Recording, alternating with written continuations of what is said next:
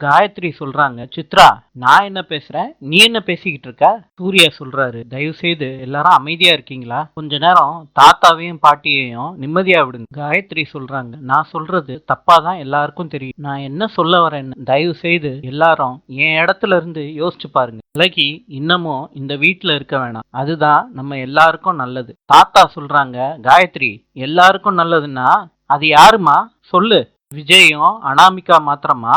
இது கூட்டு குடும்பமா, எல்லாரும் சேர்ந்துதான் இருக்கணும். அப்படிப்பட்ட குடும்பத்துல இருந்து ஒரு குழந்தைய தனியா ஆசிரமத்துக்கு அனுப்புறதுன்னா என்ன நியாயம் இது? நீயும் எல்லாரையும் இந்த பாவத்தை செய்ய சொல்ற. அனாமிகா அந்த சின்ன குழந்தைய வெளியே தள்ள நாள் குறிக்கிறா. இந்த பிரச்சனைய காரணம் காட்டி சித்ரா கௌதம ஆபீஸோட எம்டியா உட்கார வைக்கணும்னு நினைக்கிறா. என்னமா நடக்குதுங்க?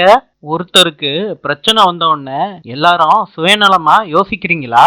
உங்களுக்கெல்லாம் வெக்கமா இல்லையா? கொஞ்சம் எல்லாரும் அமைதியா இருங்க. என்ன பண்ணணுங்கிறத நான் முடிவு பண்றேன் சொல்லிட்டு தாத்தா போயிடுறாங்க. பாட்டியை ஐஸ்வர்யா சொல்றாங்க, எல்லாரும் பண்றத பார்த்தா பயமா இருக்கு. எல்லாருமே சுயநல பிசாசுகளா இருக்கு. இதெல்லாம் பார்த்தா நாளைக்கு பிறக்க போற என் குழந்தைக்கு என்ன நிலைமை நினைச்சாலே உடம்பெல்லாம் பதறுது. அனாமிகா போன் பார்த்துக்கிட்டு சித்ரா தூரமா நின்று பாக்குறாங்க. இப்படி அனாமிகா போன் பார்க்க ரொம்ப தப்பாச்சே. இப்ப பாரு அனாமிகா, உன்னை எப்படி கலவரமாக்குறேன்னு நினைச்சுக்கிட்டே சித்ரா தேவி அனாமிகாவுக்கு பக்கத்துல அனாமிகா, உன்கிட்ட முக்கியமான விஷயம் பேசணும். சொல்லுங்க அத்தை. நீயும் விஜயும் தனியா பேசணும்னு வெளியே போனீங்கல்ல, அப்ப இந்த வீட்டுல ரகசிய மீட்டிங்கே நடந்திருக்கு. என்னத்த சொல்றேன் அனாமிகா? நான் நடந்தது சொல்றேன். நடந்ததெல்லாம் சித்ரா சொல்றாங்க.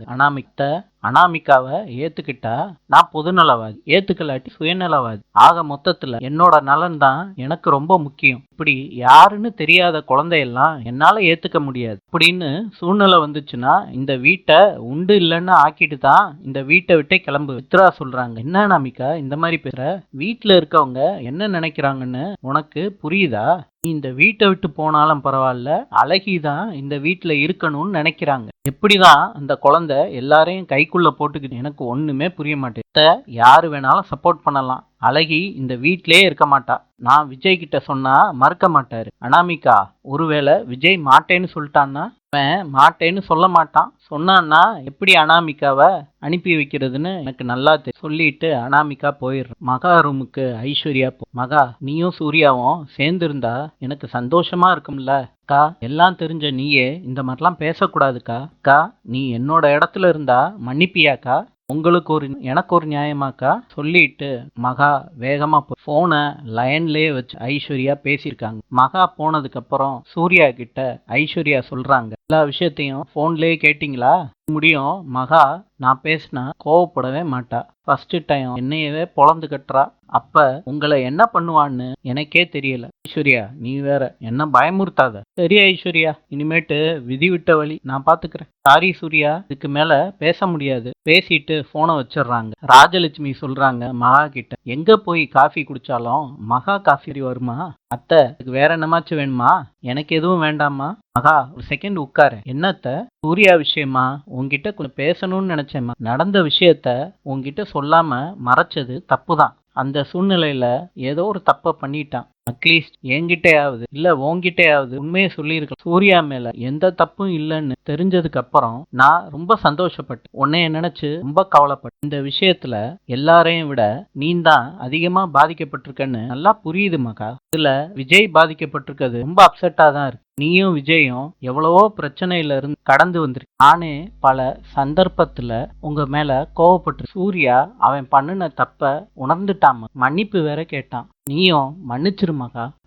நான் உங்களை எதிர்த்து பேசுறேன்னு நீங்க என்ன தப்பா எடுத்துக்க கூடாது.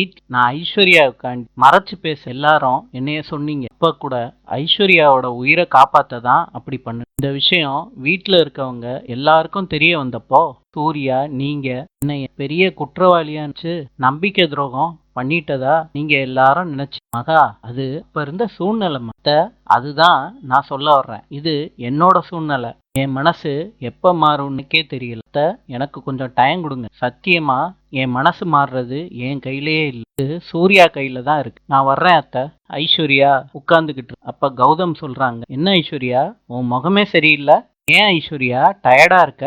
ஆமா கௌதம், எனக்கு ஒரு மாதிரியா இருக்கு. ஐஷு, நேத்து தான் நெட்ல படிச்சேன். இந்த மாதிரி நேரத்துல இந்த மாதிரி தான் இருக்குமா. நீ தான் உன் மைண்ட கொஞ்சம் மாத்தணும். நல்ல மியூசிக்கு, புக்கெல்லாம் படி. அதான் உனக்கு கொடுத்த விட்டமின் டேப்லெட்லாம் இருக்குல்ல, 2 நாள்ல தீந்துரும். நான் போய் வாங்கிட்டு வந்துட்டேன். இதோ பாரு ஐஸ்வர்யா. ஐஸ்வர்யா, ஃப்ரூட்ஸு, நட்ஸு இதுல எல்லாமே இருக்கு. எல்லாம் அப்புறமா சாப்பிடு. சரியா ஐஸ்வர்யா? இப்ப ஃப்ரூட்ஸ் ஏதாவது கட் பண்ணி கொடுக்கட்டுமா? என்னாச்சு ஐஷு, ஏன் அப்படி பாக்குற? இல்ல கௌதம், வழக்கமா எனக்கு இது வேணும் அது வேணும்னு உங்களுக்கு மெசேஜ் பண்ணுவேன். நீங்க மறந்துட்டு 2 நாள் கழிச்சு தான் வாங்கிட்டு வருவீங்க. இப்ப நான் சொல்லாமலே எல்லாமே வாங்கிட்டு வந்துரு. என்ன இஷ்யூ நீ? இந்தா சாப்பிடு. கௌதம், உங்ககிட்ட ஒரு விஷயம் கேட்பேன், நீங்க கோவப்படக்கூடாது. என்ன விஷயம் இஷ்யூ? கடைக்கு ஏதாவது போய் வாங்கிட்டு வரணுமா இஷ்யூ? எல்லாம் ஒண்ணும் இல்ல கௌதம், நீங்க எப்பயும் போல இல்லாம வேற மாதிரி இருக்கீங்க. இதுக்கெல்லாம் எப்படி ரியாக்ட் பண்றதுன்னு எனக்கு தெரியல. ஆனா நீங்க பண்றதெல்லாம் நிஜம்தானே? இது மாத்திரம் நடிப்பா இருந்துச்சுன்னா என் மனசு உடைஞ்சு போயிரும் கௌதம். வேண்டாம் இஷு, விட்டுறலாம். இனிமேட்டு நான் எதுவுமே பண்ணல. இந்த உலகத்துல கொலை பண்ணிட்டு ஜெயிலுக்கு போயிட்டு வந்தவன கூட இந்த உலகத்துல இருக்கவங்க ஏத்துப்பாங்க. ஆனா என்ன மாத்திரம் யாரும் நல்லவனா ஒத்துக்க தயாராவே இல்ல. இன்னும் பொண்டாட்டியே என்னை நம்ப மாட்டேறா. இது எல்லாத்தையும் போய் வாங்கிட்டு வந்த இடத்துலயே கொடுத்துட்றேன். கௌதம் வேண்டாம், நான் நீங்க வாங்கிட்டு வந்ததை சாப்பிட்றேன். உட்காருங்க கௌதம்.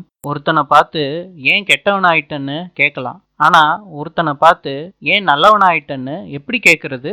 நீ உயிருக்கு போராடி மீண்டு வந்த இல்ல, அதுக்கப்புறமே என் மனசு கொஞ்சம் கொஞ்சமா மாறிடுச்சு. சரி கௌதம், நீங்க பழத்தை கொடுங்க, நான் சாப்பிட்றேன். இது எல்லாத்தையும் சித்ரா தேவி ஒளிஞ்சிருந்து பாக்குறாங்க. கௌதம் ரூம்ல இருந்து வந்த உடனே சித்ரா தேவி அம்மாவுக்கு தெரியாம ஐஸ்வர்யாவை லவ் பண்றியா கௌதம்னு கேக்குறாங்க. அதுக்கு கௌதம் சொல்றாரு, அம்மா இப்ப நான் எம்டி போஸ்ட் கேட்டேன்னா கொடுக்க மாட்டாங்கம்மா. நீங்க கேட்டாலும் கொடுக்க மாட்டாங்க. ஐஸ்வர்யா கர்ப்பமா இருக்கா, அவ கேட்டா கொடுப்பாங்கம்மா. அதனாலதான் இந்த மாதிரி ஆக்ட் பண்ணிக்கிட்டு இருக்கு. நானா ஐஸ்வர்யா கிட்ட எனக்கு எம்டி போஸ்ட் வேணும்னு கேட்க முடியாது. அதனால நல்லவனா ஆக்ட் பண்ணிக்கிட்டு இருக்கேம்மா சொல்லிட்டு கௌதம் போயிடுறாரு. சித்ராதேவி சொல்றாங்க, உண்மையிலேயே கௌதம் ஆக்ட் பண்றானா இல்லாட்டி என்ன ஏமாத்துறானா? நாளை சந்திப்போம்.